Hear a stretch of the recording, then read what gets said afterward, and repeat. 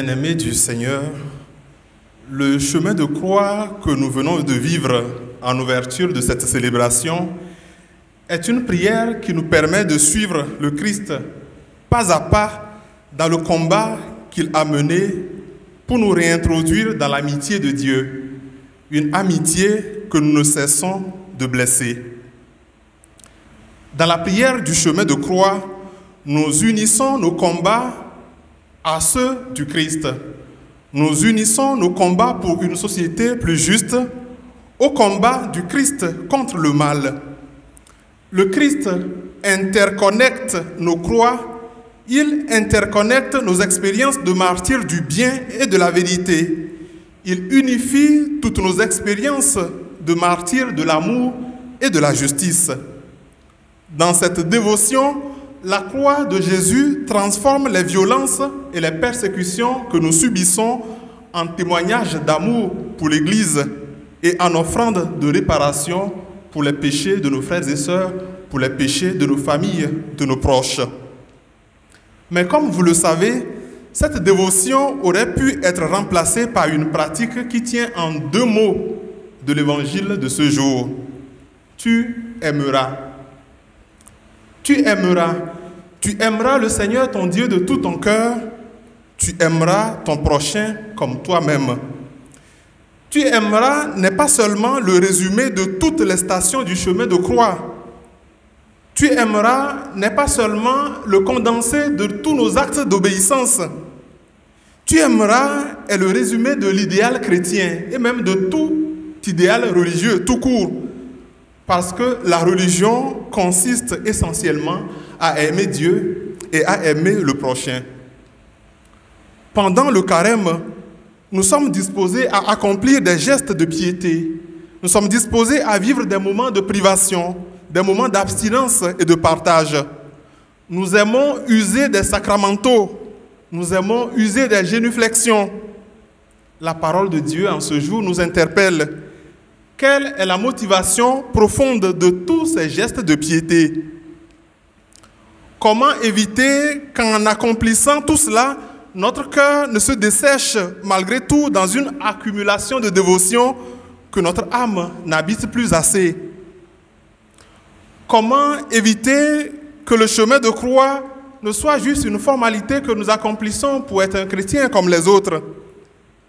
Comment le chemin de croix peut-il nous aider à grandir dans l'amour du prochain? Comment le chemin de croix peut-il affermir nos cœurs dans la bonté, dans la douceur, dans la compassion et la patience? Comment le chemin de croix peut-il nous aider à sortir des structures de péché que malgré nous, nous édifions sur nos lieux de travail, dans nos familles? Comment le chemin de croix peut-il nous aider, non pas seulement à regretter, mais à renoncer réellement au système de corruption, au système de double et de triple salaire que nous entretenons sur nos lieux de travail, parce que la vie est dure. Malgré nous, nous ne pourrons rien, disons-nous. Mais si le chemin de croix pourrait nous aider à en sortir. J'ai entendu un évêque prêcher récemment et dire qu'il a appris sur les réseaux sociaux qu'un pasteur de l'église a entrepris d'effectuer un jeûne de 40 jours à l'imitation de Jésus-Christ. Mais il n'est pas arrivé au bout de son jeûne, il a été hospitalisé, mais il n'a pas pu être réanimé. Quelle est la réelle motivation de ce jeûne de ce pasteur? Pour faire comme Jésus? Et si lui aussi jeûnait pour demander la grâce de l'amour du prochain, la grâce d'un cœur qui aime, la grâce d'un cœur sincère, la grâce d'un cœur lent à la colère et plein d'amour? Tu aimeras, bien-aimé du Seigneur, est la liturgie évangélique qui donne sens à tous nos exercices de piété. C'est la liturgie du cœur aimant qui doit demeurer au cœur de toute démarche religieuse sincère parce qu'il s'agit de la liturgie de la grande vérité. Le chrétien d'une très grande piété qui ne pratique pas la liturgie du cœur ouvert au prochain est un chrétien qui fait tout mais néglige l'essentiel. N'oublions pas que c'est pour nous avoir tant aimés que Jésus est mort sur une croix. Les dévotions que nous devons offrir au Christ n'ont de sens que si elles servent à donner un visage humain à l'amour que nous lui portons. Tous nos actes de piété ne servent qu'à donner un visage plus humain à l'amour que nous avons reçu de Jésus. Ils n'ont de valeur que s'ils nous aident à rendre amour pour amour, car le Seigneur nous a aimés le premier. Et bien-aimés du Seigneur, c'est justement parce que nous sommes tous débiteurs de l'amour de Jésus que l'amour nous est prescrit comme un commandement à observer, puisqu'on se demande souvent, est-ce qu'on peut prescrire l'amour? Est-ce qu'on peut commander l'amour? L'amour est bien un commandement évangélique. L'amour de Dieu et du prochain est le premier commandement parce qu'il est le premier don de Dieu.